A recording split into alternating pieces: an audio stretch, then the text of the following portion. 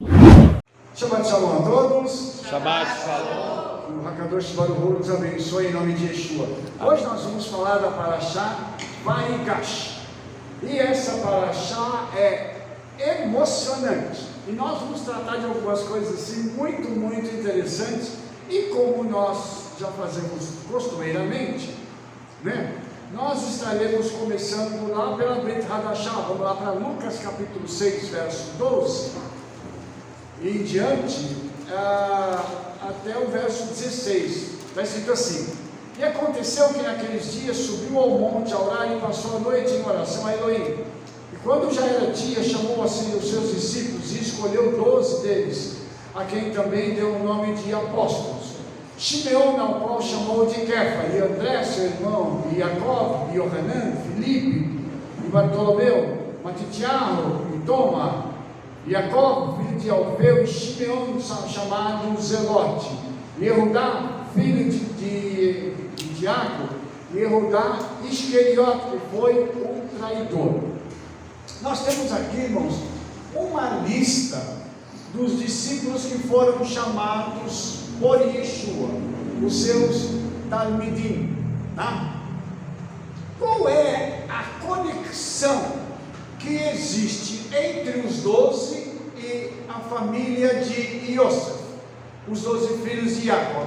Bom, a ligação ela é natural, mas antes de falar sobre isso, eu quero abordar um outro assunto, para que nós possamos introduzir essa matéria. Eu gostaria, irmãos, de comentar algo com vocês acerca da honestidade. E por que eu quero falar sobre honestidade? Por que eu quero falar sobre inocência? Porque nós temos aqui nessa parashá Yosef sendo colocado sobre um cargo assim excepcional. Na parashá passada isso aconteceu, ele sai da prisão e ele é colocado como vice-rei do Egito. Por quê? Porque em todo o tempo que Yosef estava fazendo as suas atividades, ele fazia com o coração puro. Ele sempre foi inocente naquilo que acusaram ele. E há uma premissa dentro das Escrituras que o Eterno, quando alguém é inocente, ele pega essa pessoa que tem uma kavaná pura, uma intenção de coração puro, ele pega essa pessoa e diz assim: a tua causa agora é minha. Agora eu vou tratar de fazer com que a tua causa seja julgada por mim no tribunal celestial, e eu vou encaminhar a tua vida para que você possa então alcançar aquilo que eu desejo para você na terra. Então, eu queria que você parasse para pensar numa coisa. Yosef só chegou a ser vice-rei do Egito por um detalhe: ele foi inocente daquilo que o acusaram. Primeiro os irmãos acusaram ele de ser sonhador, venderam ele para o Egito. Depois ele foi vendido para a casa de Potifar.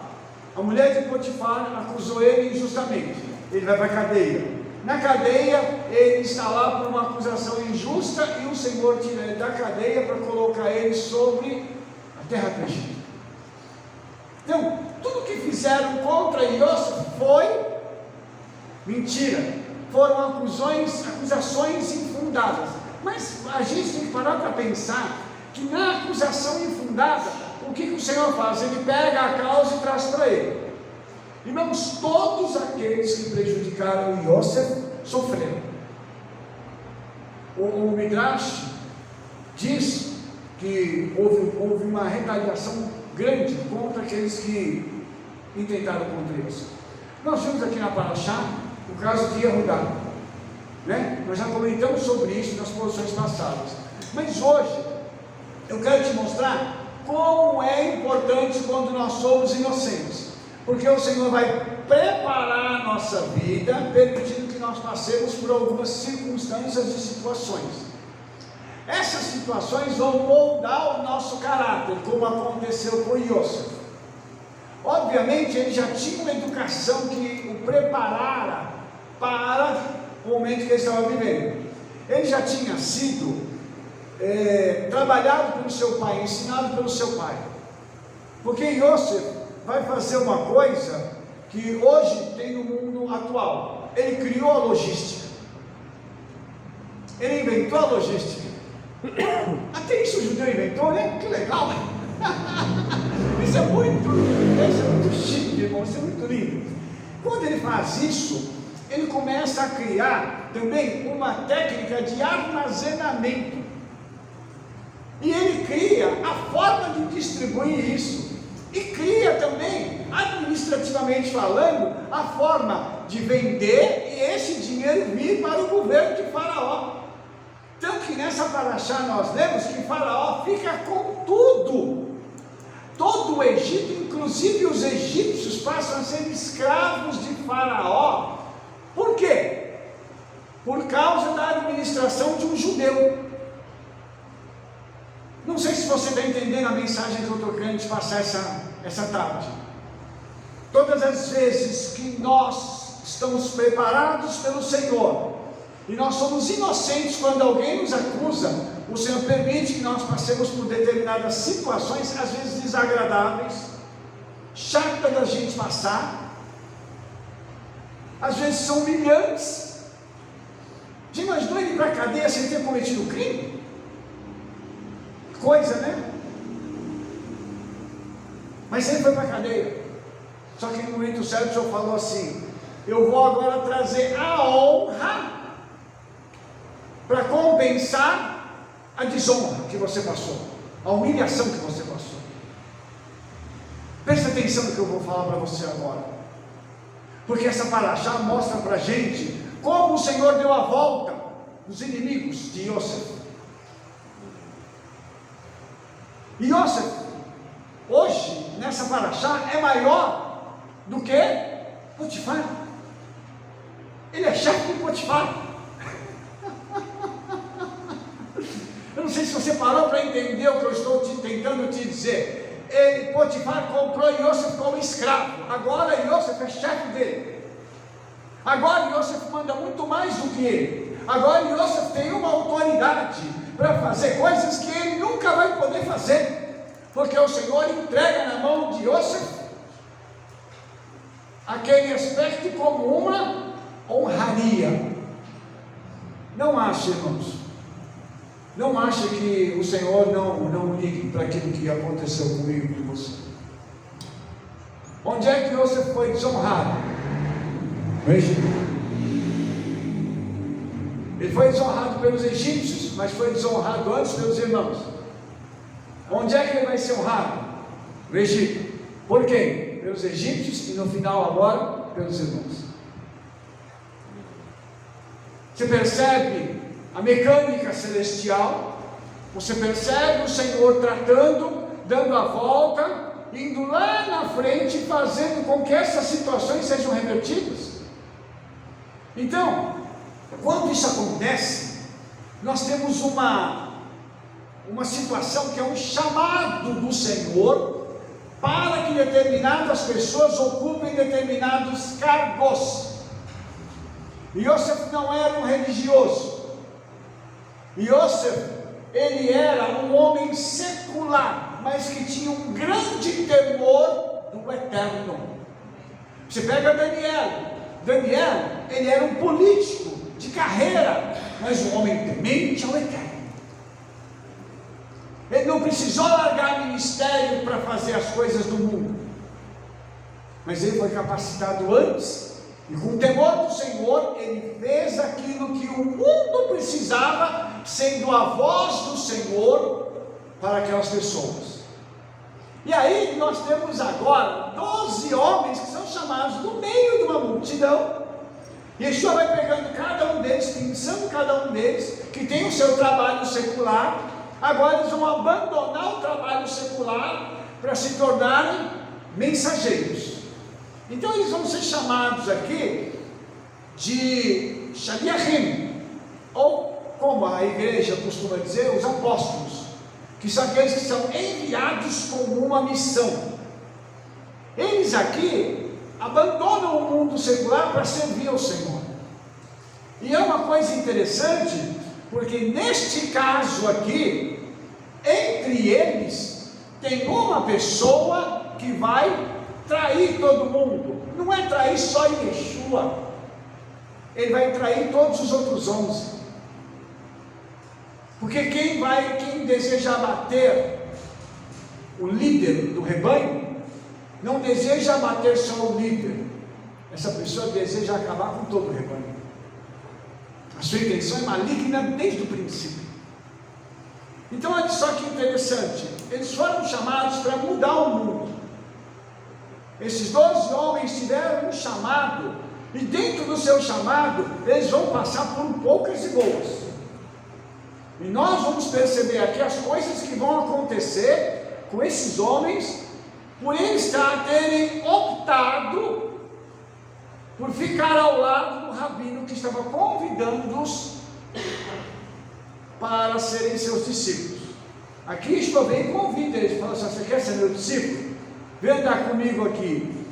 Ele tem um círculo de 12 pessoas que estão próximas dele, que têm acesso a ele, que vão ouvi-lo, que vão andar com ele, que vão fazer as coisas com ele.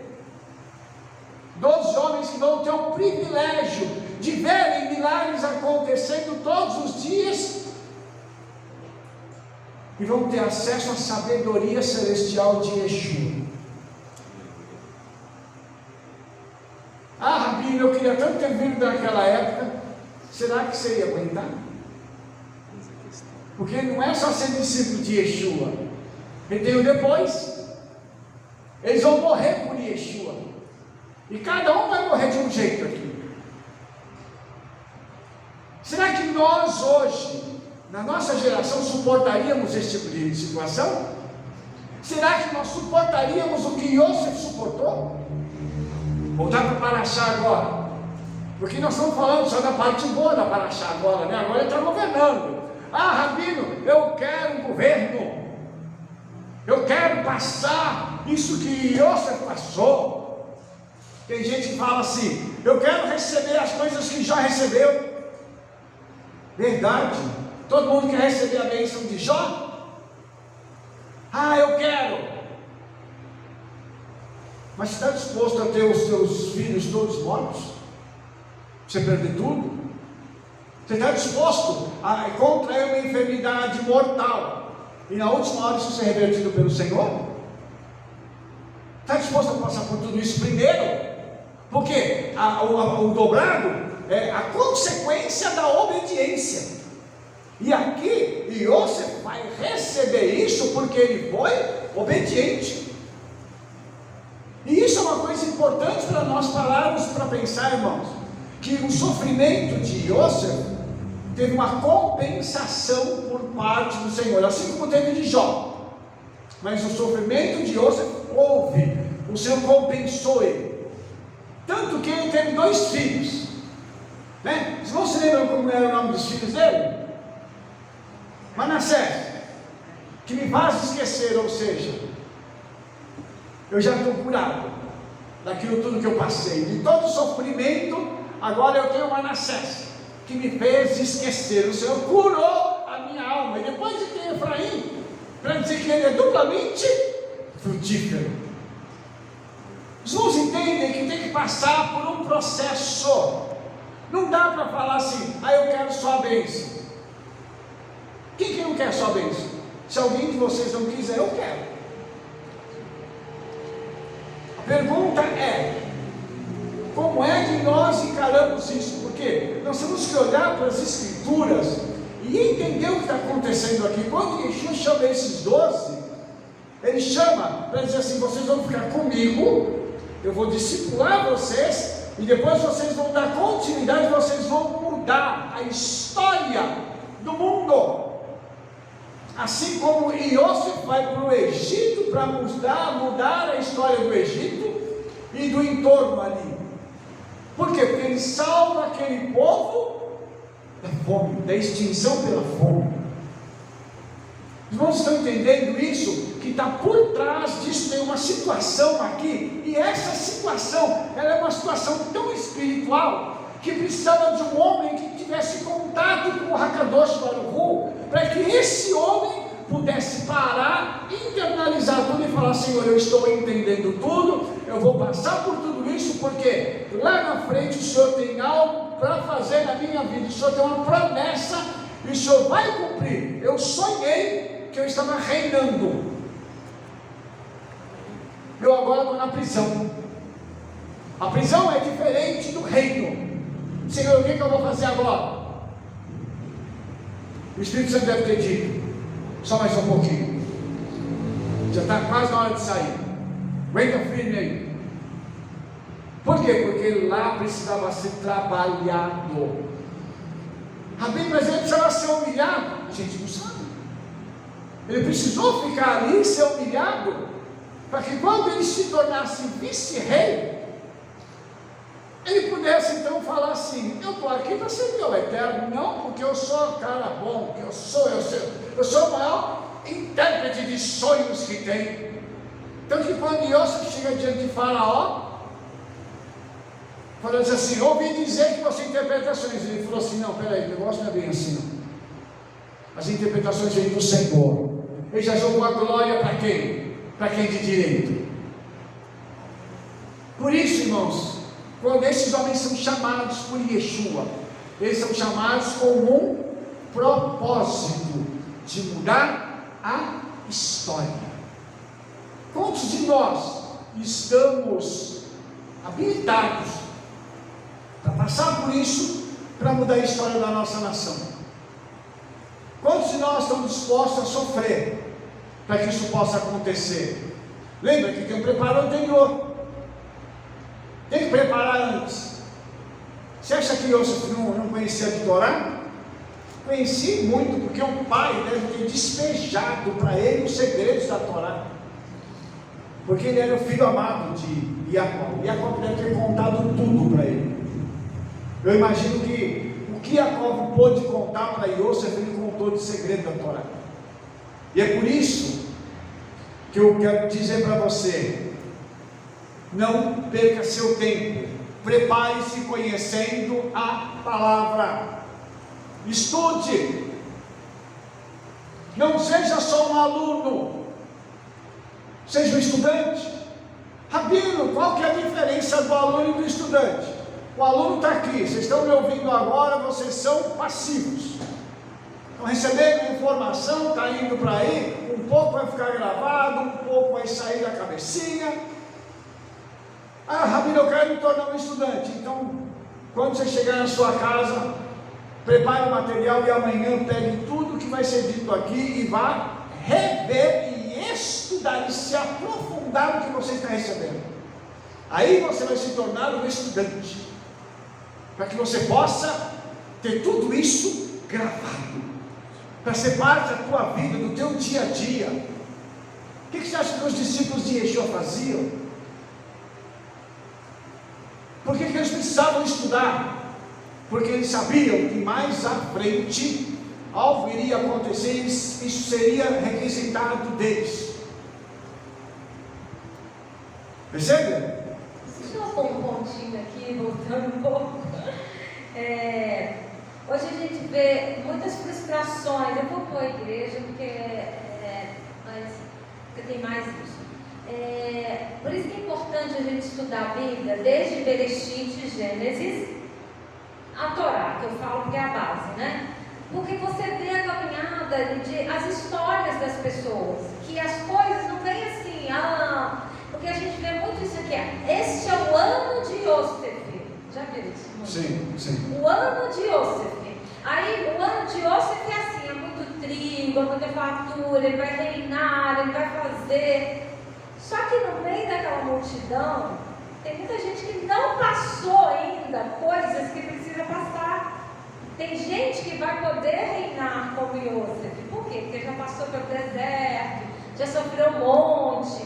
Agora o Senhor vai dar realmente, mas tem muita gente que ainda não. Então essas frustrações vão chegando, porque as pessoas vão ficando decepcionadas. Por que é o ano de Yosef e eu estou vendo deserto? O que é isso que está acontecendo? Né? Então a pessoa entra em parafuso, porque ela fala: peraí, não está batendo. Sim. Mas é claro que não está batendo, porque o Senhor ele é muito didático, né? Ele é muito assim: você passa primeiro, vai ser moldado, vai ser aperfeiçoado para chegar a reinar. Você não vai reinar de uma vez, porque senão você cai e aí acaba com tudo. Né? Então, eu acho essa importância de voltar, estudar a palavra. Porque senão você começa a engolir aquilo e fala amém, aonde ouça, minha vida vai mudar. E não muda. Fica um ano inteiro e não muda nada. E aquela frustração vai vindo. E aí, a primeira pessoa que você larga é o Eterno. É verdade. A primeira pessoa que vai sofrer os danos, sofrer assim, o Senhor nem pisca, né? Se você sair da presença dele. Mas a primeira pessoa que larga é o Eterno. Eu não quero saber mais de Eterno, porque minha vida não mudou. Por isso que é ruim você ficar com esses chavões, né? E influenciando as pessoas, porque nem toda a vida dentro da igreja, da sinagoga, da congregação é igual. Cada um está vendo uma fase.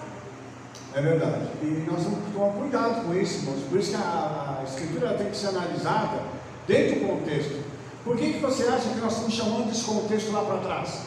Para a gente poder posicionar essa palavra aqui. E você está reinando agora, mas ele não está reinando de graça. Foi feito um processo nele para ele chegar ali. Você imagina, por exemplo, pegar uma criança aí de 12, 13 anos, né? Pegar o Vinícius, falar assim, Vinícius, nós vamos entregar para você aí uma cidade para você governar, tá certo? Imagina, o destino de não sei quantas pessoas nas mãos de uma criança. Você imaginou isso? Irmãos, eu queria que você parasse para pensar numa coisa.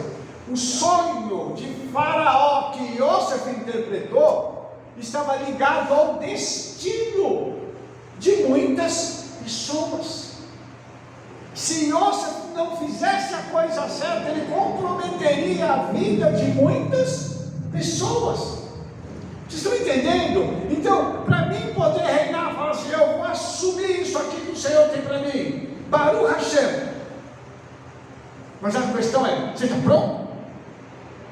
Você tem responsabilidade para pegar aquilo e levar até o fim? Porque Yosef aqui, ele vai chegar num ponto em que tudo passa a ser de Faraó. Por quê? Porque ele está trabalhando para Faraó com o coração, porque o Senhor ordenou ele fazer aquilo. Ele não está ali pelo dinheiro. Ele está ali porque um dia o Senhor falou assim, eu vou te dar um sonho, que eu vou fazer isso com você. Eu vou te colocar para governar. Você entendeu a diferença? Eu preciso trabalhar, eu vou lá e trabalho de qualquer jeito. Isso já está errado. Porque se eu e você formos chamados para trabalhar em qualquer lugar, nós temos que dar o nosso melhor, porque isso é o nosso testemunho. O dinheiro vai vir como consequência, mas nós temos que dar o nosso melhor. No final das contas, nós temos então uma situação muito interessante, porque nós temos Yosef dando o seu melhor, e eu imagino ele chegando para Faraó e falando assim, Faraó, nós compramos agora, todo o dinheiro do Egito está aqui, está no teu tesouro, eu vim trazer o relatório. Eu imagino o Faraó dizendo assim, você não precisa, eu já sei o que você está fazendo, meu filho. Não, Faraó, eu preciso prestar relatório para o senhor. Eu sou uma pessoa honesta, eu preciso mostrar para o senhor o que está acontecendo. Yosef, não precisa, Yosef. No ano seguinte, Faraó, nós compramos agora todas as terras do Egito também, são tuas. Yosef, eu já te falei que você não precisa fazer isso. Mas Faraó, eu vim aqui para dizer para o senhor que, além de todo o dinheiro do Egito, agora todas as terras do Egito são tuas. E o gado também já era de Faraó. Então, é dinheiro, o gado, as terras. Aí daqui a pouco agora, Faraó, todos os egípcios são teus escravos, porque eu comprei no Senhor. Veja o zelo que esse homem teve em fazer o melhor. Ele é o vice. Deixa eu fazer uma pergunta para vocês. Quem dá alguma coisa pelo vice? Quem é o vice-governador de São Paulo? Ninguém faz ideia. Quem que é o vice-prefeito de Sorocaba e de Votorantim? A gente também não sabe. Por quê? Porque vice Vício o que é? É um negócio decorativo. O vício é decorativo e nesse caso o vice está dando tudo para Faraó. Quem está trabalhando não é Faraó, não são os seus ministros, é o vice. Você entendeu a importância, irmãos, que existe de alguém estar administrando as coisas da forma correta? Isso aqui é o padrão que o vice devia ter. O vice-presidente, o vice-governador, o vice qualquer coisa devia ser o cara que faz as coisas acontecer, para chegar para aquele que é o presidente, ou é o prefeito, é o governador, ou seja, o cara que manda. Devia falar assim: ó, está tudo pronto aqui, você não precisa se preocupar com nada, eu vou te mostrar o relatório. A Torá está dando para a gente o padrão, irmãos. Só que o mundo não segue esse padrão. Você já parou para imaginar que loucura que é essa? Então, nós temos aqui um judeu que tem um padrão de honestidade da Torá explícito dentro da terra do Egito. Fazendo o quê? Fazendo com que o Egito prospere, o Egito tenha sucesso, porque ele está trazendo o espiritual também. Por que os egípcios respeitavam Yosef? Porque sabiam que ele era uma pessoa diferenciada. Você vai ver uma coisa muito interessante aqui na Parashá, que Yosef era tão respeitado pelos seus subordinados, que quando os irmãos se reúnem com Yosef, e Yehudá começa a falar, Yosef nunca está sozinho. Lembre-se que ele é vice-governador, ele é vice-rei do Egito. Ele está sempre acompanhado de gente ao redor dele. Ele tem um intérprete, que até aquele momento ninguém sabia que ele falava hebraico, nem que ele entendia hebraico. Então ele tem que ter um intérprete do lado, ele tem outras pessoas que estão ali para servi-lo. Imagine que tem uma pequena multidão junto com Yosef. Quando eu falo de pequena multidão, eu estou falando de umas 8, 10 pessoas que estão ali ao lado dele o tempo todo. E os irmãos de Yosef estão ali agora, e Yehudá se apresenta e começa a conversar com ele. E Yehudá agora faz uma coisa que é muito interessante. E Yehudá chega, fala do drama do pai, fala que o pai não vai suportar se Benjamim não retornar. E Yehudá diz assim: eu fico no lugar dele. Se é para ser escravo, eu vou ser escravo no lugar do meu irmão. Depois a Torá vai promulgar um mandamento que diz assim: ama o teu próximo como a ti mesmo. E Yehudá amou Benjamim e disse assim: meu pai não vai sofrer mais não. Por quê? Porque até aquele momento para Jacob, Yosef estava morto. E Yehudá sabia da verdade. Ele falou: meu pai não vai sofrer mais. Não vai sofrer. E ele diz assim: eu vou ficar no lugar dele. Irmãos, o vídeo está lá para você ver. Yeshua morre no lugar do filho do rabino.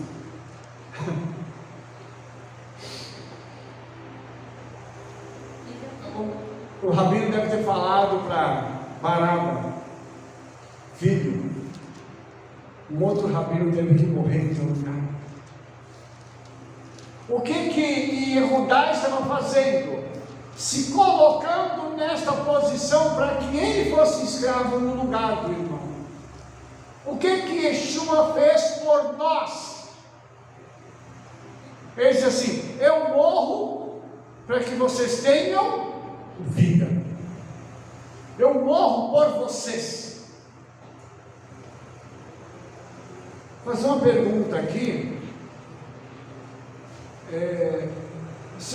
Vamos ser, o pessoal que está aqui nos assistindo também, vamos ser honestos para responder. Nós merecemos que alguém morra por nós? Nós somos gente de primeira linha, gente boa, tranquilo, né? Todo mundo assim, da mais alta estirpe, aquela coisa maravilhosa, sem pecado nenhum. É? Hã? Fala mais alto para o pessoal que está aqui poder ouvir você. Não. Vocês ouviram? É isso mesmo, nós não valemos nada. Mas Yeshua morreu por nós. Yeshua se sacrificou por nós.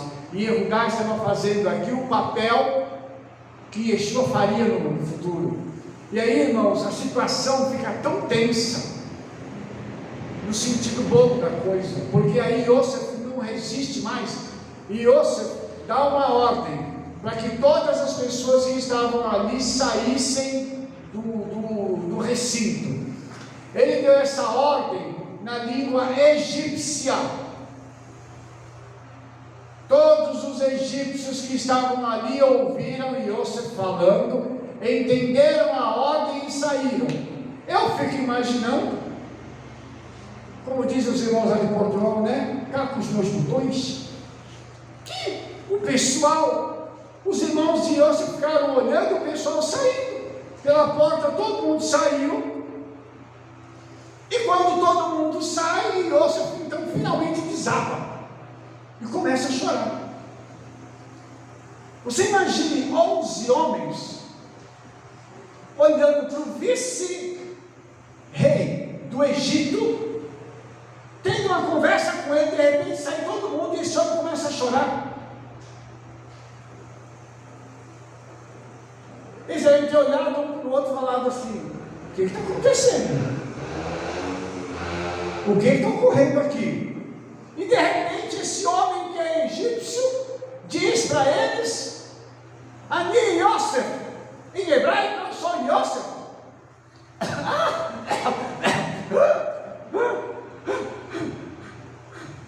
Eles devem ter olhado um para o outro, devem ter ficado todo mundo branco, igual uma cera.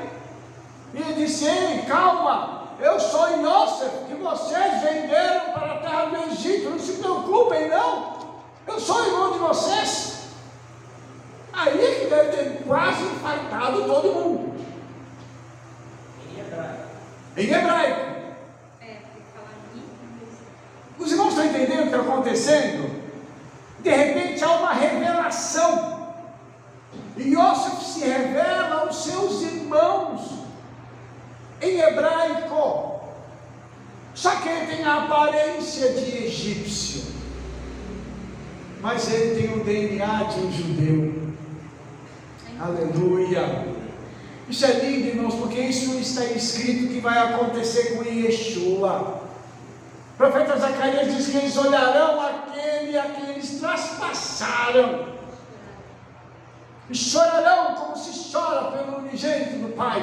O que aconteceu aqui vai acontecer no futuro. Há uma reunião dos irmãos retornando, um a olhar para o outro como irmãos. Amados, o que você acha que Yeshua fez? Aqui a alegria, agora depois do espanto, do choque, vem a alegria. A primeira pessoa que Yosef abraça é seu irmão, filho da sua mãe, Benjamim. Imagine a alegria de poder abraçar o irmão. Ele estava vendo o irmão e não podia chegar perto dele. Agora ele pula no pescoço do irmão, o irmão pula no pescoço dele. Fica imaginando a cena. Uma pessoa que parece egípcia abraçando aquele judeu, os dois pulando e dançando de alegria. Mano, meu irmãozinho, mas não lá. É surreal. E a Torá é tão linda, né? Que ela faz direitinho, né? Porque por isso que é uma sombra que vai acontecer lá. Aqui estão os 12 reunidos. Por que o Jacó ia mandar a família inteira para o Egito pegar comida? Né? Aqui estão os 12, inclusive Benjamim, que não estava da outra vez, agora estão todos na hora do reconhecimento de Yosef, que vai ser Yeshua no futuro. Todos vão reconhecer, né? Mas os irmãos viram essa cena que vai ser a mesma do futuro. E uma outra coisa, irmãos, Ezequiel profetizou que isso vai acontecer. Ezequiel 37, depois do verso 15, Ezequiel diz que uma coisa tremenda vai acontecer. Deixa eu abrir aqui para poder ler o texto para você, porque Ezequiel diz assim: e veio a minha palavra do Eterno dizendo: tu, pois, ao filho do homem, toma um pedaço de madeira e escreve nele por Judá e pelos filhos de Israel, seus companheiros, e toma outro pedaço de madeira e escreve nele por Iosef, para de Efraim, por toda a casa de Israel, seus companheiros. Ajunta um ao outro para que se unam e se tornem uma só na tua mão. E eles vão perguntar: o que está acontecendo, profeta? Ezequiel, o que está acontecendo? Aí ele disse assim: o Senhor disse que quando ele tomar e juntar esse povo, ele vai fazer com que essas duas casas se tornem uma só nação na mão dele. Isso está para acontecer. Isso ainda não aconteceu. Isso aqui é uma profecia que está em aberto, irmãos. E nós podemos ajudar a cumprir esta profecia, juntando Israel e a igreja. O que você acha que eu tenho feito nos últimos 35 anos? Tentando falar com os dois lados, para que um reconheça o outro. Por quê? Porque a igreja tem cara de ser egípcia, no caso romano, né? Mas comparando com Iosef, né? Tem aquela cara de nós não somos judeus. Inclusive, uma das coisas mais impressionantes que eu ouço, todas as vezes que eu sou convidado a pregar, né, e o pastor às vezes não nos conhece, uma das coisas que ele fala, diz assim: Rabino, nossa, eu queria muito obedecer, mas eu sou gentil. Engraçado, né? Eu sou gentil, mas eu quero ter acesso às promessas. Eu sou gentil, mas eu sigo a um judeu chamado Yeshua. Eu sou gentil, mas eu tenho um livro que está comigo na minha mão, que foi escrito por judeus e para judeus. Eu sou gentil, mas eu oro em nome do Deus de Israel. Isso é impressionante, irmãos. As pessoas não param para pensar e raciocinar sobre isso. O Senhor está juntando, nós estamos vivendo o fim. O Senhor vai juntar esses dois povos. Ainda vão se reconhecer um ao outro e vão falar assim: vamos trabalhar junto. Aleluia. E a nação de Israel hoje avançou, porque antes era norte e sul, né? Sim. Agora não. Se você for em Israel, só tem um povo, não tem dois povos. É verdade. Quer dizer, essa profecia já começou a se cumprir, está em andamento, né? Porque vai vir muito. E outra, quantos efraíns já estão dentro da terra de Israel? Né? Que voltaram para a terra e que estão perdidos, né? Estavam perdidos e voltaram para a terra. Verdade. E os irmãos se lembram o que Yeshua disse para os discípulos? Quando ele viu eles de dois em dois, ele disse assim: ide e buscai as ovelhas perdidas da casa de Israel. Ele não falou assim: ó, vocês vão buscar aqueles judeus ortodoxos, aquele povo que está lá, sabe? Aquele povo que é religioso, vocês vão atrás deles. Não. Vai buscar aqueles que estão perdidos, mas que são a casa de Israel. Por isso, irmãos, essa paraxá é tão significativa. Vai chegar um momento que eles vão se reconhecer, que nós ainda vamos, eu espero que o Espírito Santo permita que nós possamos viver esses momentos, da gente poder estar numa sinagoga ortodoxa, abraçado com os judeus ortodoxos, com rabinos ortodoxos, chorando e dizendo assim: nós somos um só povo, uma só nação. Nós possamos dizer: ao Israel vai, o povo de Israel vive. Por quê, irmãos? Porque é isso que acontece. Convidar eles para vir aqui na congregação, eles poderem vir aqui e dizer assim: esse povo simplesinho aqui são nossos irmãos. Me entendeu? Esse é um momento profético da história, em que o Senhor está fazendo com que as coisas se conectem, se ajuntem, para fazer com que a profecia se torne parte da nossa história. E é tão impressionante isso, irmãos, que o Senhor, quando Iosef tem esse encontro com os seus irmãos, ele passa por algo também que é muito interessante. O que é que vai acontecer? Iosef, como eu disse para vocês, começa a chorar. O choro de Yosef é tão compulsivo, ele é tão assim, como a gente diria, destrambelado, né? Descontrolado, que até os servos de Faraó ouviram. Você imagina alguém que segurou mais de 20 anos uma situação, e que naquele momento está liberando tudo. Como é que é isso? Como é que é isso da psicologia? Liberar tudo, adrenalina, o que mais que tem? Deve ter um monte de coisa. Uma descarga. 22 anos. Nossa psicóloga aqui falando, tem uma descarga emocional que está trazendo cura para ambos os lados. Não é isso?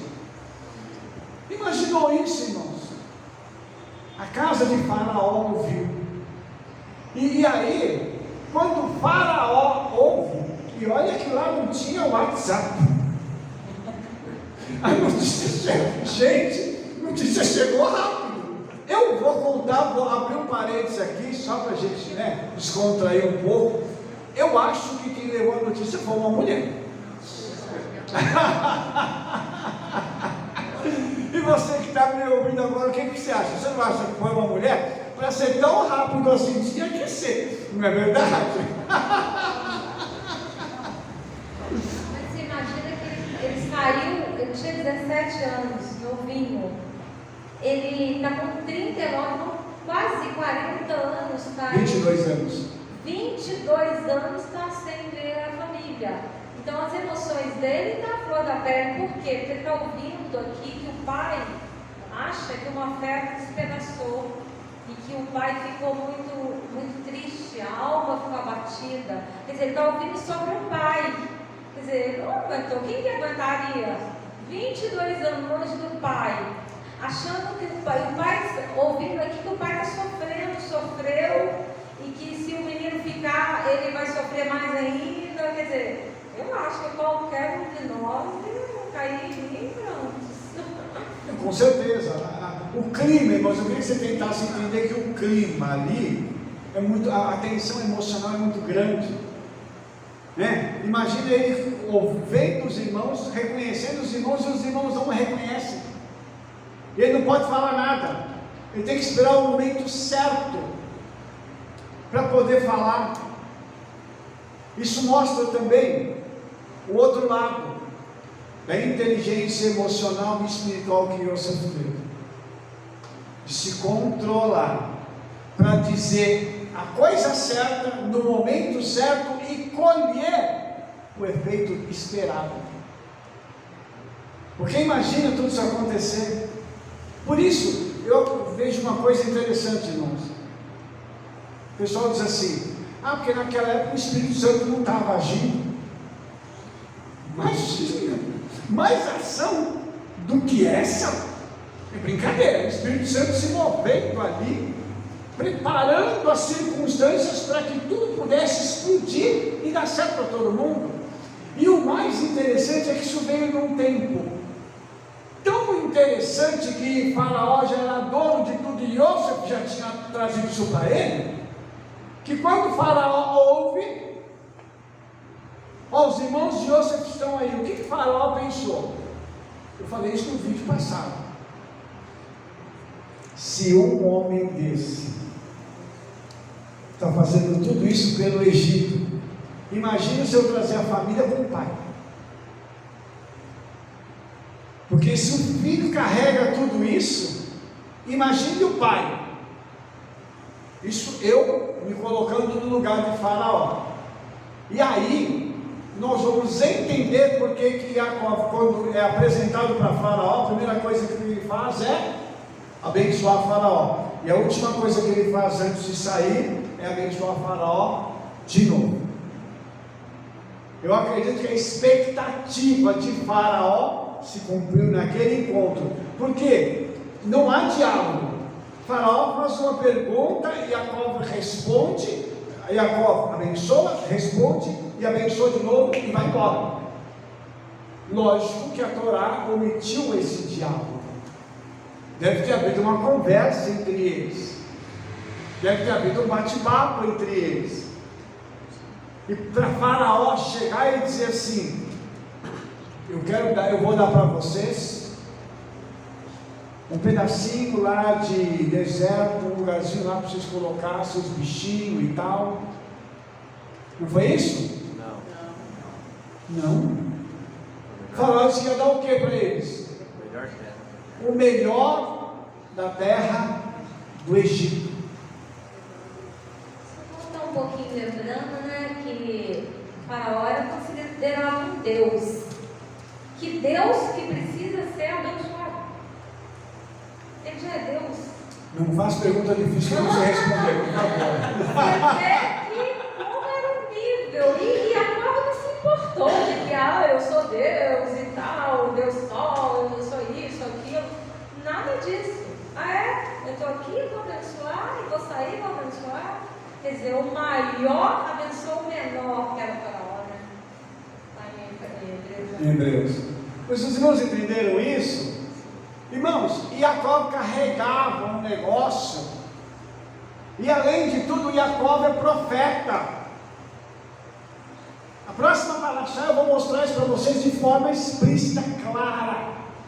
O homem é profeta, a unção profética dele foi reativada. Agora, ele está cheio do Espírito Santo, ele já viu o filho, já beijou o filho, já foi para casa, já sabe onde ele vai morar. Agora eu vou ver o Faraó. Agora eu estou em casa. Agora eu estou na bênção. Então ele já vai cheio do Espírito Santo para conversar com o Faraó. E ele não está ali como escravo, ele está ali como convidado. Você vai ver uma coisa interessante: o Faraó vai ser dono de toda a terra do Egito, menos de Goshen, porque era a terra em que a família de Jacó estava. Olha que legal, Faraó vai ter todos os rebanhos do Egito, menos os da família de Jacó. Olha que coisa interessante, o Faraó vai ter escravos, menos a família de Jacó. Eles vão ser escravos depois da morte de José, lá na frente, mas agora não. Os irmãos entenderam que o Senhor está liberando algo, um momento, um tempo profético, para que as coisas possam dar uma virada? Alô, nave chamando terra, responda. Está processando. Está processando? Eu preciso comprar um processador melhor para a cabeça dos irmãos. Amém. Gente, o tempo é hoje. O portal do Shabat está aberto sobre nós. Imagine que hoje o Senhor está dizendo para você assim, ó: tudo que você está passando vai terminar. Aleluia. E no momento que terminar, eu vou virar a chave e vou te colocar nesse abandono, nessa coisa que você está vivendo aí, esse descaso, que ninguém se lembra de você, ninguém quer saber de você. Essa caverna eu vou virar e vou te colocar numa posição de destaque, para que inclusive aquelas pessoas que te desprezaram vão ter que ir atrás de você. Amém. Você imaginou uma coisa dessa? Uma pessoa que te desprezou, te chutou. Isso não faz nada, não. Vai ter que te procurar e falar assim: olha, eu queria te pedir perdão, mas além de tudo, eu preciso de você, eu preciso da sua ajuda. Glória a Deus. Aleluia. Porque a família de Jacó vai comer, porque Yosef disse assim: eu vou dar o pão para vocês. O menino sonhador agora é o provedor. O moleque que eles jogaram fora agora é o cara que vai prover a família. 70 almas vão comer, porque ele vai dar comida. Eu não estou brincando, irmão, isso é uma coisa muito séria. Aí daqueles que jogaram um servo do Eterno fora, que desprezaram o servo do Eterno, achando: não é nada não, sairia, isso não tem futuro. Mas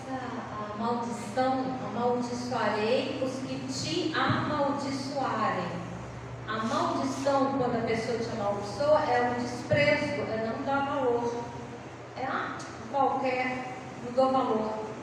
Isso entra no versículo de que amaldiçoareis que te amaldiçoarem também. Né? Esse desprezo, tipo assim, Israel não é nada, na nação qualquer, aí nem tem que pôr um mapa, vamos pôr assim, né? E aí nós incluímos também, a pessoa chega e despreza, pobretão, não sabe nada, e tal. Isso entra na maldição. O Senhor fala, você está desprezando e está fazendo dessa forma? Então eu vou te amaldiçoar, porque quem amaldiçoa é o Eterno.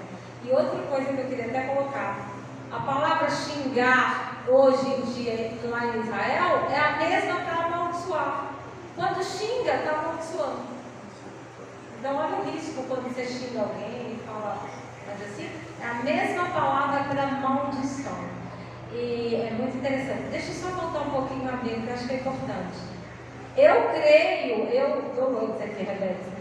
Eu creio que se a gente tiver que ficar num período de muitas dores, nós vamos ser sustentados plenamente pelo Senhor. Porque todos aqui, estava todo mundo vendendo, passando necessidade, carência, fome. O Egito estava um caos, Canaã estava um caos. O povo de Israel estava comendo, bebendo, se divertindo, fazendo festa, fazendo circuncisão, tudo tranquilamente em Goshen. Ali não havia crise. Eu creio que o Senhor vai fazer isso com a gente. Mesmo que vier a crise, o Senhor vai separar a nossa vida. Estou falando dos servos dele. Vai separar a nossa vida e nós vamos viver isso que a nação de Israel viveu dentro do Egito, em Goshen. Não importa o que está lá fora, aqui dentro não tem a crise que tem lá fora. Em nome de Jesus. Os irmãos entenderam por que eu falei que esse momento é um momento profético? Será que você entendeu o que eu estou falando? Por quê? Porque todas as vezes que nós liberamos uma palavra, essa palavra ela causa um efeito no mundo espiritual. E essa palavra ela vem para fazer o quê? Ela vem para alinhar a gente com os desejos do Senhor. Então, como a Rebeca falou, haja o que houver, nós vamos estar em Goshen. Entendeu? Mas vai acontecer isso, o governo vai fazer aquilo outro, não interessa. Pode fazer o que ele quiser. Nós vamos estar protegidos debaixo da mão do Senhor. Eu quero só declarar uma coisa aqui. Voltar lá para o princípio da Paraxá. Só que nós temos que estar inocentes. Nós não podemos ter feito nenhuma besteira aí para que a mão do Senhor não pese sobre nós. Entendeu? Rabi, eu errei muito lá no passado, mas isso já ficou no passado. E ninguém pode te acusar pelo teu passado. Rabino Shaul disse em Romanos: nenhuma condenação há para aqueles que estão no Mashiach Yeshua. Por quê? Porque Yeshua já nos perdoou. Lógico que nós vamos ter as consequências. Isso é óbvio.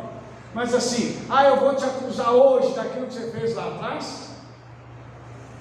Não existe isso. Até na lei, depois que uma pessoa passa pelo processo legal, ela, como eles dizem, pagou, saiu livre, não se pode mais acusar a pessoa do crime que ela cometeu anteriormente. Não pode. Mas tem gente que é mestre em trazer de volta o nosso passado e nos acusar daquilo que nós éramos.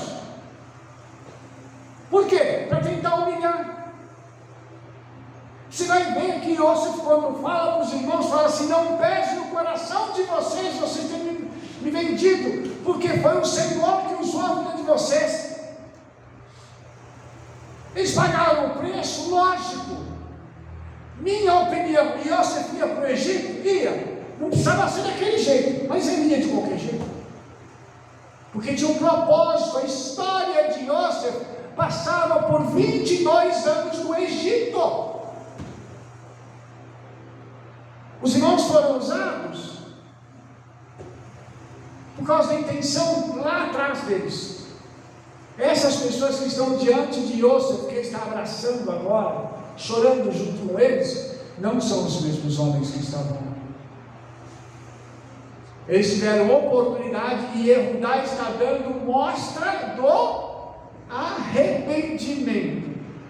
Isso é muito importante. Ele se mostra arrependido do que eles fizeram. Não é remorso, é arrependimento.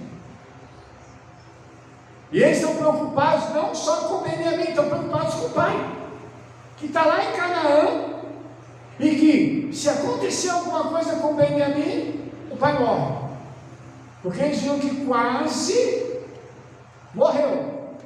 Agora o pai, se tomar outra pancada, emocionalmente falando, já era, né?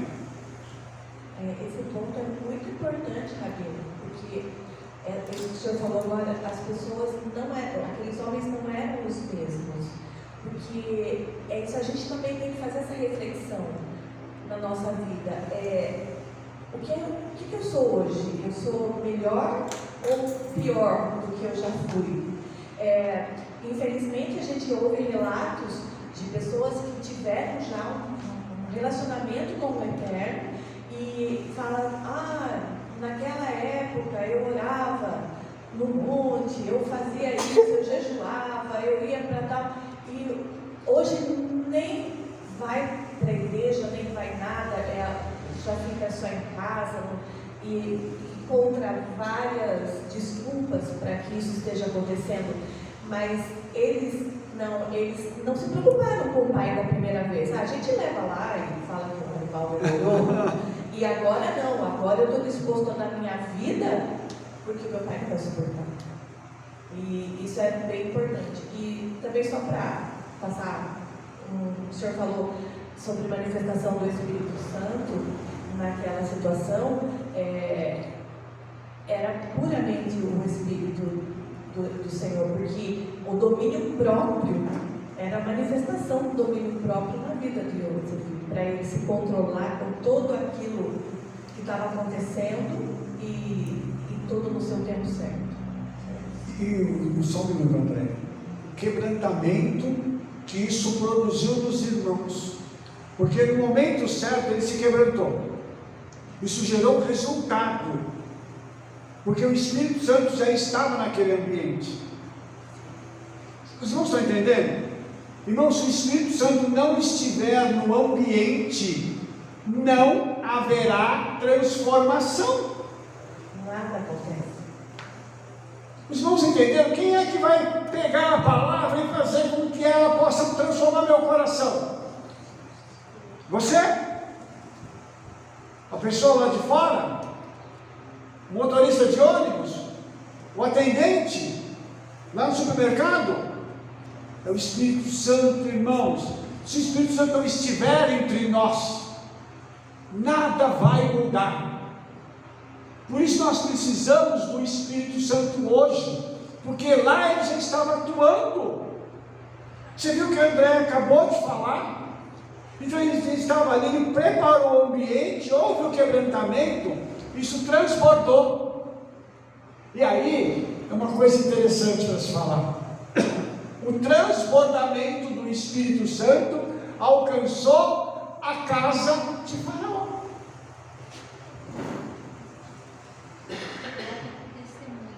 Testemunho. Vamos declarar uma coisa aqui. O Senhor vai fazer com que na sua vida haja um transbordamento espiritual para alcançar não só a tua casa, mas as pessoas que tiverem contato com você. Amém. Em nome de Jesus, vai haver aquele transbordamento da presença do Espírito Santo sobre nós. Para que isso aqui possa acontecer, para que os irmãos voltem a reunir-se, as famílias que Satanás jogou, quebrou, um para cada lado, o Senhor hoje está trazendo de volta. O Senhor está soprando hoje pelo Espírito Santo para trazer as famílias de volta e para reunir essas famílias como um só corpo, porque foi isso que aconteceu. E isso foi tão intenso que o próprio Faraó viu isso com bons olhos. E irmãos, eu quero também deixar uma coisa clara aqui. Quando o faraó viu Yosef, ele não viu um presidente. Ele viu um homem cheio de Espírito Santo. E um homem sábio. Por favor, fala no microfone. Ele levou esperança. Na verdade, quando ele olhou para Yosef, ele viu a esperança, porque ele já estava tão decepcionado. Essa é a palavra, André, decepcionado. Por quê? Hoje em dia, irmãos, a gente está vendo uma série de coisas acontecendo no mundo. Tem gente decepcionada com o governo, tem gente decepcionada com a empresa, tem gente decepcionada com o pastor, com isso, com aquilo outro. Mas nós temos que ter esperança, porque ainda tem gente séria no mundo, ainda tem gente boa no mundo, ainda há esperança. Pode aparecer um Yosef na nossa frente a qualquer momento, que apareça, né, em nome de Yeshua. Que nós sejamos esse Yosef para outras pessoas. Por quê, irmãos? Porque há uma necessidade de se fazer isso. Nós precisamos desse mover espiritual. Então, você vê que Faraó ficou tão impressionado com Yosef, que quando Yosef foi trabalhando, ele foi vendo o fruto do trabalho de Yosef, ele foi confiando cada vez mais em Yosef. E quando chega a família, Faraó olha e diz assim: essa família é família de gente sábia, essa é uma família de gente íntegra. E olha o que esse pessoal já tinha feito.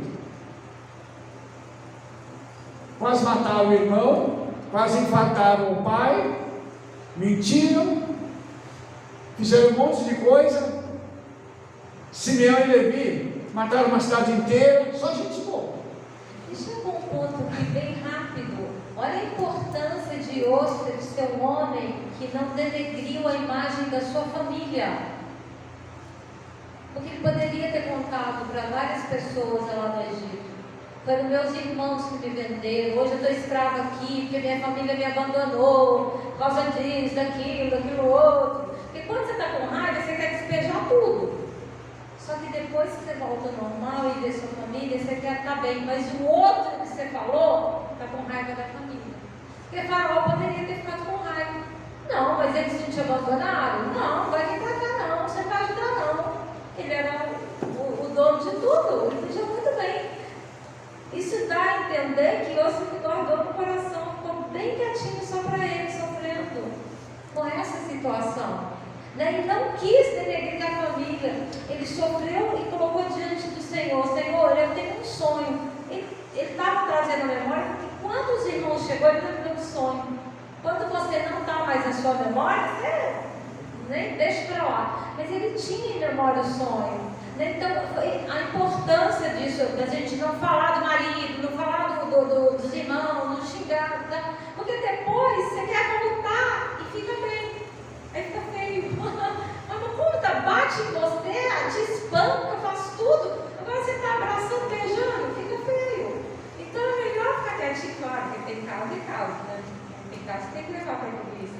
Mas eu estou dizendo assim, essa importância da postura de Yosef, da maturidade desse menino de 17 anos, né? Da postura dele. Voltamos aqui para a inteligência emocional que ele tinha e a espiritual. O discernimento que ele teve de não falar mal da família. E ele entender que o que estava acontecendo com ele era alvo de um projeto maior do Senhor. O relacionamento que ele tinha com o Eterno dava essa certeza que mais dias, menos dias, ia se cumprir. E ele não tinha raiz de amargura. Ele sabia que a situação que aconteceu, ele não tinha essa condição de ficar guardando e crescendo essa raiz de amargura. Ele não alimentou. Sim. Inclusive é o seguinte: a raiz de amargura, ela faz com que brote enfermidade na pessoa. E a Torá não diz que ele tinha qualquer enfermidade, né? Então, se ele não tinha nenhuma enfermidade, isso significa que o Senhor já começou um processo de cura no Egito. Quando os irmãos chegam, esse processo então se torna mais pleno ainda, faltando um pequeno detalhe, que quando então os irmãos chegam em Canaã, e aí pegam o pai para o pai voltar, quando o pai chega, a Torá já fala direto que ele chegou e abraçou o filho. O Midrash conta que o pai chegou com uma carruagem, e os irmãos estavam ao redor do pai, e aí o pai chega, e Yosef para a carruagem, e o pai se curva, e os irmãos se curvam também. Foi a parte final do sonho que se cumpriu, e quando ele abraça o pai dele, a cura dele se torna total, plena, se cristaliza. Os irmãos percebem que a cura ela é processual, ou seja, de etapa em etapa, até que ela se consolide aqui numa situação em que emocionalmente a pessoa está com as emoções equalizadas. Por isso é tão importante a gente não falar mal de família, não falar mal de outras pessoas. Irmãos, nos grupos que eu frequento, quanta gente falando mal de pastor, falando mal de igreja, falando mal de líderes. E a pergunta é: para quê? Cada um não vai dar conta de sua vida? Agora essa pessoa se transforma num acusador dos outros, está emprestando a boca para Satanás. É bom isso, mas a pessoa faz. Os irmãos entendem? Então tudo isso, irmãos, a Parashá está ensinando para a gente uma série de coisas que são muito especiais. Quando o nosso querido Jacob se encontra com o faraó, é um encontro diferente. O rei está se encontrando com o profeta, mas o rei não é um rei judeu, é um rei gentil. Esse é gentil de verdade. É um rei idólatra se encontrando com o profeta. E como a Rebeca falou, quando Jacob abençoa esse homem, alguma coisa no mundo espiritual mudou no Egito.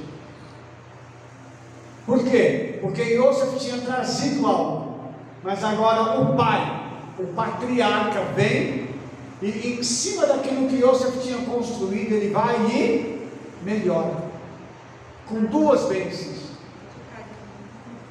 E bate o carinho. Bate o carinho, verdade. E quando todas as vezes que uma coisa acontece duas vezes, o Senhor fala duas vezes, o que a Torá diz? É porque o Eterno tem pressa para fazer aquilo acontecer. Isso significa que o Senhor estava com pressa de abençoar o Egito. Olha que coisa extraordinária. Aí pode se perguntar assim: Rabino, por que o Senhor queria abençoar o Egito?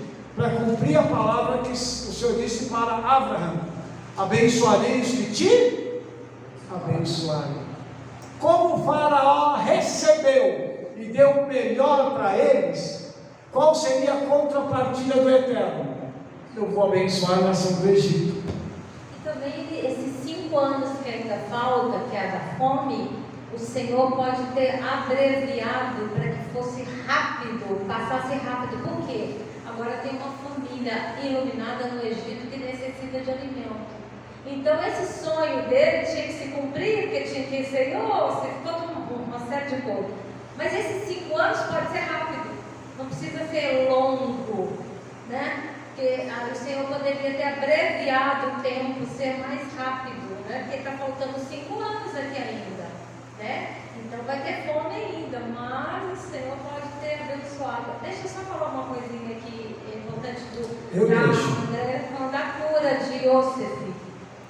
Você só pode tornar duplamente frutífero Efraim se Manassés ter nascido primeiro. Eu esqueci a aflição e tudo que a casa do meu pai fez comigo. Eu só posso tornar Efraim se Manassés já nasceu. Porque senão eu não consigo ser duplamente frutífero. Vamos explicar as palavras da Rebécia aqui, porque o negócio ficou, ficou assim bem elevado. Irmãos, quando Manassés nasce, qual é o processo que Yosef está vivendo? Ele agora é vice, rei do Egito, tem uma esposa, tem uma mansão, tem servos ao seu dispor, está fazendo um trabalho de ponta no Egito, e agora ele já perdoou a sua família. Por que quando o menino nasce ele coloca o nome dele de Menashe, que me faz esquecer? Porque ele perdoou, ele esqueceu o sofrimento que ele passou. Por quê? Porque a alegria que ele está tendo com Menashe, com tudo que ele está vivendo, supera a dor. E aí eu vejo, quando Yeshua cria o homem, ele criou um mecanismo no cérebro da gente, para que a gente não se lembre das coisas ruins sempre, senão a gente não ia sobreviver. Então tem esse mecanismo, por favor. Tem um aprendizado muito grande isso, porque ele já tinha passado por todas as dores, ele já estava vivendo como vice-governador, ele já tinha, mas o nascimento é uma declaração que ele esqueceu, para depois ele ter dupla alegria, bênção, enfim. O que a gente aprende? Que se a gente às vezes está vivendo um monte de bênção, um monte de coisa, mas não largou no passado. Então precisa encerrar esse ciclo. Acabou. Para que aí eu consiga. De repente é uma mensagem assim: se você não esquecer, você não pode dar o passo à frente. Você não pode frutificar. Você não pode ir para o próximo nível, você não pode frutificar. Para você ser abençoado, você tem que liberar, você tem que viver as bênçãos do hoje que já está acontecendo, mas viver no passado, viver a dor, viver aquilo por tudo que você passou. Deus não está nesse negócio, Ele está no que virá. O passado foi apagado. Sim, é por isso, irmãos, que a palavra fala tanto em perdão. Por que a palavra fala em perdão? Porque o perdão, ele nos tira do nível da mediocridade e nos coloca no nível da excelência. Por que isso, Rabino? Como assim tirar do nível da mediocridade? Porque só alguém que é muito medíocre fica sofrendo por uma pessoa que não está nem aí para você. Já acabou, já passou pela sua vida. Rabino fez um estrago louco, eu sei. Mas enquanto você não soltar aquilo, não liberar aquilo, você não fica bem. A outra pessoa já está em outro nível. Rabino, mas será que ela está bem? Eu duvido. Mas qual é o grande diferencial disso tudo? Somos nós. Se eu e você aprendemos a lição de Yosef, o Senhor pode entregar algo maior na nossa vida. Ou você quer viver sempre no nível que você está? Só pergunta. Por quê? Porque quando a gente começa a caminhar com o Senhor, Ele tem que trabalhar as nossas emoções. E nós viemos com uma carga muito grande emocional. Só que para ser curado, tem que expor a ferida. Eu não sei se você já passou por isso, mas eu era um moleque, jogava muita bola. E várias vezes eu peguei e ralei teninho. E teve uma ocasião que eu ralei a perna e não quis passar nada. Naquela época era o famoso mertiolate. Ardia até você gritava 2 dias, por causa da ardência. Não, mas não vai passar, só passa um negócio aqui. O que aconteceu? infeccionou e deu pus. Aí a minha mãe virou e falou assim: agora nós vamos arrancar isso aqui. E aí ela teve que pegar, arrancar as cascas e apertar. A dor que eu não senti com o mertiolate, eu tive que sentir depois. Pior ainda. Mas irmãos, entenderam? Então, quando você adia uma decisão de perdoar, aquilo vai poder ficar pior no futuro, mas vai ter que passar por aquele processo para você ser curado. Minha perna só foi curada porque minha mãe espremeu tudo, limpou e falou assim: agora vai passar mertiolate. Passou assim, à vontade, né? E aí vem aquela coisa assim, e não grita não, tá? Senão apanhar. Agora você já foi, já jogou, já ralou, já me xingou, porque naquela época, né, a gente dizia: não quer esse negócio não, mãe, e tal, né? Mas falou: tá bom, você não quer? A sabedoria da mãe, né? Não quer, vai. Lá na frente: ai mãe, está doendo aqui. Quando foi olhar, vocês entenderam? A nossa prerrogativa é perdoar ontem. Libera isso, libera a prisão que você está. Por quê? O Senhor te preparar e dizer assim: tá, já liberou perdão, está tranquilo, agora você vai crescer, você vai começar a avançar, e eu vou te colocar numa posição para você poder governar, porque agora você tem maturidade para isso. Você entendeu? Não adianta colocar uma criança para governar, mas quando você ainda está maduro, aí o Vinícius cresceu e tal, se tornou uma pessoa madura. Aí o senhor fala assim: Vinícius está pronto para receber o governo, toca o governo, meu filho. E o Vinícius recebe, mas não mais como uma criança, agora como um homem maduro, como um servo do Altíssimo, guiado pelo Espírito Santo. Vocês entenderam? É o processo. Se não passar pelo processo, não adianta. E ouça aqui, ele passa por tudo isso, e quando o Faraó olha para a família, o Faraó diz assim: essa família deve ser toda de justos. Por isso, tem mais uma coisa que eu preciso falar para você agora: a família inteira precisa ser tratada. Para quê? Para ninguém da família, como diz, né, o velho deitado, pisar na bola, e aí causar um problema, porque o Faraó ia falar assim: Yosef, eu confio nos seus irmãos, eles fizeram coisa errada aqui, chegou uma notícia aqui para mim, que eles fizeram assim, assim, assado. Tudo aquilo que Yosef construiu, uma pessoa da família podia colocar a perder. Por isso a família teve que ser impactada também, para haver transformação na família, para todo mundo falar assim: peraí, meu irmão hoje é o vice-rei, eu tenho que tomar cuidado com aquilo que eu falo, com aquilo que eu faço, os lugares onde eu vou, eu tenho que ficar espertinho aqui. O Faraó está me dando um cargo de liderança aqui, eu vou fazer tudo certinho para não denegrir a imagem do meu irmão, porque senão eu acabo com aquilo que o meu irmão construiu para a gente aqui. Isso se chama gratidão. Ser grato às pessoas por aquilo que elas construíram e te entregaram um legado.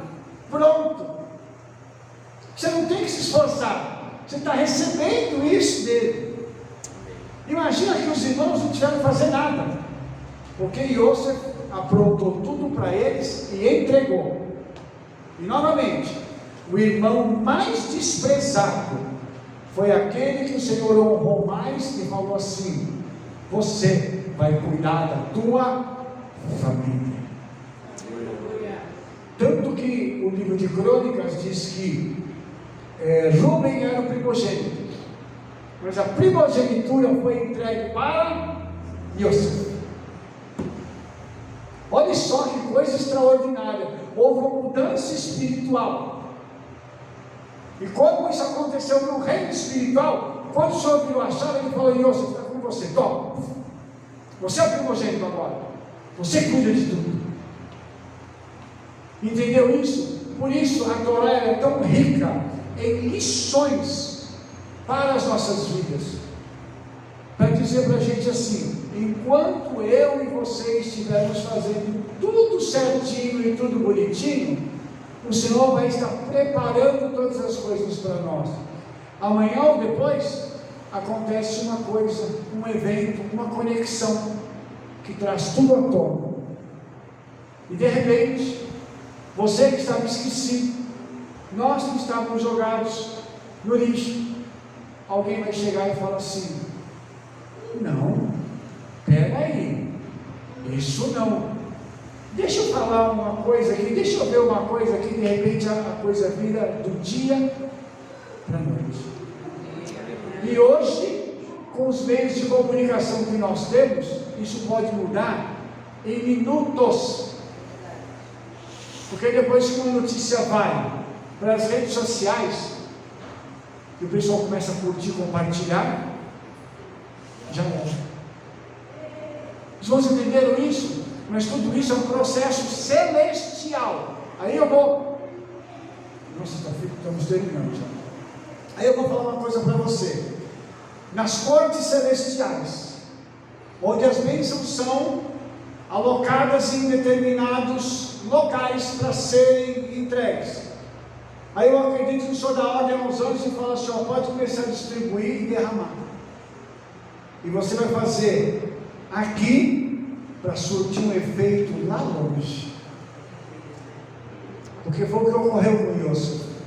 Você vê que essa profecia, isso que aconteceu com Yosef foi tão tremendo, que isso vai repercutir aqui em Ezequiel 37, porque depois a nação se divide lá na frente em duas.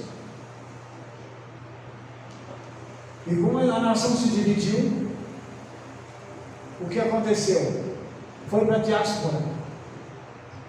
E na diáspora, essa nação se assimilou. E a assimilação trouxe o quê? A perda da identidade. Uma coisa que é impressionante é que no Brasil, o brasileiro não tem identidade. E eu vou falar uma coisa para vocês. O nosso povo, ele não quer saber disso, de onde ele veio. De onde você veio? Não sei. Meu pai fala que eu sou descendente de português, de espanhol, outros de alemão, polonês. Índio. É, de índio. E nós temos um problema grande de autoestima. Eu vou gravar um vídeo falando sobre isso, irmãos. Sobre autoestima. Nós não temos autoestima. O brasileiro não valoriza aquilo que é nosso, mas valoriza tudo que vem de fora. Nós temos pessoas geniais no Brasil. Você sabia que o Brasil, há muitos anos atrás, já teve carro elétrico? Você sabe que o Brasil já teve uma pessoa que inventou o carro a água? Tudo isso nós já tivemos. Mas é brasileiro. É brasileiro. Brasileiro vale alguma coisa? Você quer falar alguma coisa, pastor? Pega o microfone. É só para dizer que o ouro também no Brasil serviu no tempo lá de Salomão. Tem evidência sobre isso. Fala no microfone. Só para afirmar que o ouro do Brasil também serviu para a construção do templo de Salomão. Então, é mais uma evidência arqueológica. Isso. Pelo irmão Brasileiro, que era amigo de Davi, do rei Davi. Então, e aí, eu queria que você entendesse uma coisa. Nós que somos judeus, nós temos uma identidade, nós temos uma tradição, e nós temos promessa do Pai. Então, nós não podemos cair nessa situação que as pessoas falam assim: ah, mas, não, vocês não valem nada, não. Como eu já ouvi muita gente dizendo assim: você não é judeu? É porque o meu judaísmo não vale? A minha crença em Yeshua não vale? Como eu já ouvi de pessoas falando, só o judaísmo dos outros que vale? Ué, é brincadeira isso? Então nós precisamos ter autoestima e compreendemos o seguinte, irmãos: o Senhor deu algo para nós, nós temos uma revelação, nós temos um padrão que o Senhor colocou nas nossas mãos e nós não vamos abrir mão dele. Isso é tão verdadeiro que a gente não gosta de saber de onde a gente vem, porque a gente detesta genealogia dentro da Bíblia, que é tão importante. A gente pula quando está lendo, genealogia não, deixa eu pular isso aqui não é importante.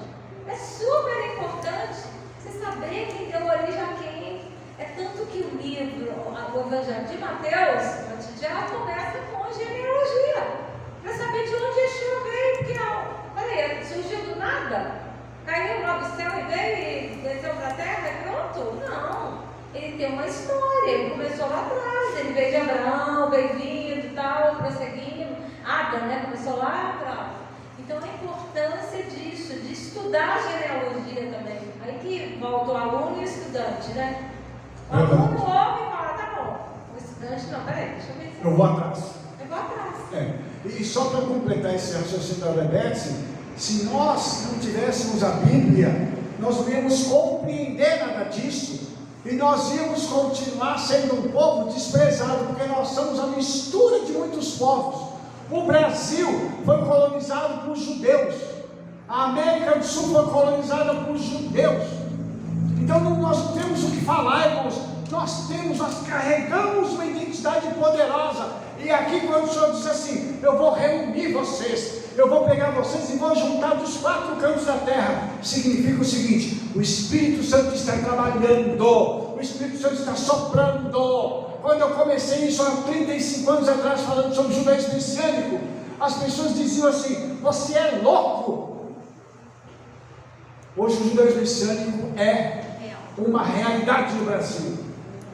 Eu me lembro que quando nós levamos a primeira vez a bandeira de Israel numa igreja, nós morávamos em Belo Horizonte, perguntaram assim, a bandeira do Cruzeiro? Eu falei, não, isso não é de time não, isso aqui é uma bandeira de uma nação de reis e príncipes, de gente poderosa, de gente que se levanta para fazer com que o mundo seja influenciado.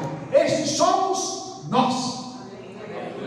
Entendeu isso? E nós temos que ter orgulho disso, um orgulho santo, de quem nós somos e do que o Senhor nos deu de promessa para a gente poder alcançar o futuro. Pois não, pode falar. Qual que é a pergunta? Rabino, só para colaborar, uma vez eu escutei há muito tempo que o povo que não conhece a sua história, ele não existe. Por isso que é necessário, fundamental, nós conhecermos a nossa história, descendências, e valorizar e passar isso para os nossos descendentes, porque senão nós não vamos existir. Israel só existe porque ainda, não todos, mas uma boa parte, lembra que esse povo existiu e continua existindo. E faz justiça. Então nós temos essa missão, né? Isso é muito importante. Dentro das famílias, as pessoas não valorizam. Isso aí a gente já sabe, né? Na minha é assim e nas demais. Só que não importa. O importante é nós não deixarmos isso cair no esquecimento. É verdade. Então, para mim terminar essa ministração da Torá, eu gostaria de dizer para você que eu e você podemos ser os Iósefes do presente. Mas para isso nós temos que entender os processos que nós estamos passando. E não tirarmos da nossa mente, do nosso coração, as promessas do Senhor. Porque Iósef, com certeza, estava na cadeia e dizendo assim, um dia eu vou reinar. Um dia eu vou reinar. Um dia eu vou reinar. Meu pai e os meus irmãos vão se curvar diante de mim ainda. Tudo se cumpriu. Por quê? Porque está escrito que o Eterno não é homem para que minta, e nem filho de homem para que se arrependa. Ele prometeu, ele é fiel para fazer e cumprir. Entenda quem é você, entenda quem somos nós, e entenda que nós temos uma missão na nossa nação. E eu espero que alguns de nós aqui tenhamos uma missão não só para o Brasil, mas para o mundo. Para podermos impactar esse mundo com as palavras de Yeshua e possamos enriquecer esse mundo com a transformação que Yeshua tem feito em nossas vidas. Amém? Amém? E você que me acompanhou até agora, Muito obrigado pela sua companhia, que o Todo-Poderoso te abençoe. E não se esqueça, na nossa próxima paraxá, também eu creio que vai ser emocionante o que nós vamos trazer aqui para você. Nos veremos no nosso próximo vídeo. Shalom, shalom, shalom, toda rabá, beijo, beijo, amém, amém.